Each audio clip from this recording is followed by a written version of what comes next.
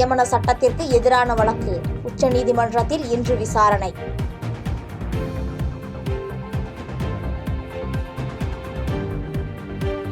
நாட்டின் 26வது தலைமை தேர்தல் ஆணையராக இன்று பதவியேற்கிறார் ஞானேஷ்குமார்.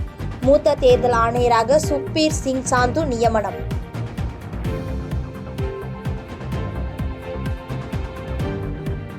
மத்திய அரசுக்கு எதிராக சென்னையில் திமுக மற்றும் கூட்டணி கட்சிகள் ஆர்ப்பாட்டம். தேசிய கல்விக் கொள்கையை ஒருபோதும் ஏற்க மாட்டோம் என திட்டவட்டம்.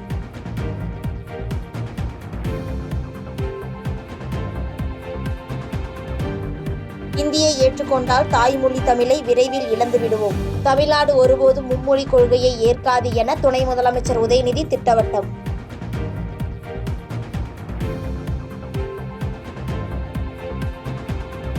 மும்மொழி கொள்கை மூலம் தமிழகத்தில் இந்தி திணிக்கப்படாது என அண்ணாமலை உறுதி. தாவேகா தலைவர் விஜய் சிபிஎஸ்இ பள்ளி நடத்துவது எத்தனை பேருக்கு தெரியும் என்றும் கேள்வி.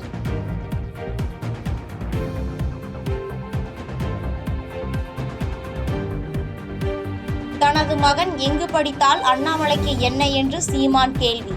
அமைச்சர்கள் எம்பிக்களின் குழந்தைகள் அரசு பள்ளிகளில் படிக்கின்றார்களா என்றும் வினா.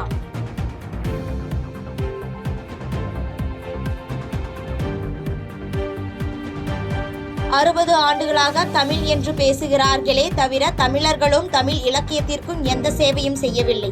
சென்னையில் நடைபெற்ற நிகழ்ச்சியில் ஆளுநர் ஆர்.என். ரவி விமர்சனம்.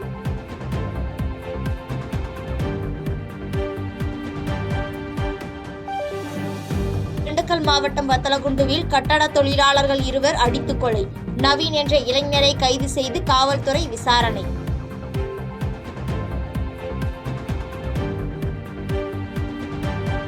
மின்னொளி அலங்காரத்தில் காட்சியளித்த கும்பமேளாவின் திருவேணி சங்கமம்.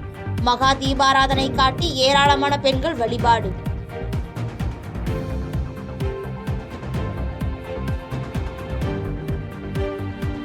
பிரயாக்ராஜ் நகரில் பல்வேறு இடங்களில் குளிப்பதற்கு ஏதுவாக ஆறுகள் இல்லை.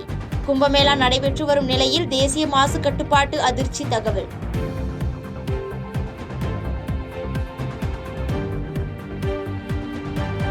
தன் மீதான குற்றச்சாட்டை நிரூபித்துவிட்டால் முதலமைச்சர் பதவியை ராஜினாமா செய்ய தயார் என மேற்கு வங்க முதலமைச்சர் மம்தா பானர்ஜி சூளுரை.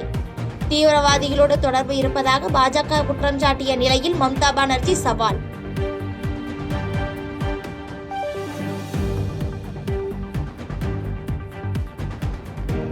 இந்தியா கத்தார் இடையிலான இருதரப்பு வர்த்தகத்தை 2 மடங்கு அதிகரிக்க முடிவு.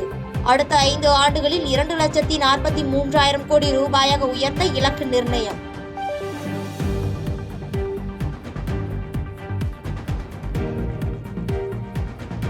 கேரளாவில் கால்பந்து மைதானத்தில் வெடிக்கப்பட்ட பட்டாசுகள் பார்வையாளர்கள் மீது விழுந்ததால் பரபரப்பு. 20ற்கும் மேற்பட்டோர் காயமடைந்த நிலையில் மருத்துவமனையில் அனுமதி.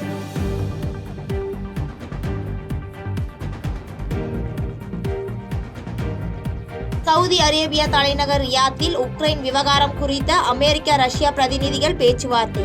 உக்ரைன் போரை முடிவுக்கு கொண்டு வரும் பணியை தொடங்க இரு நாடுகளும் முடிவு.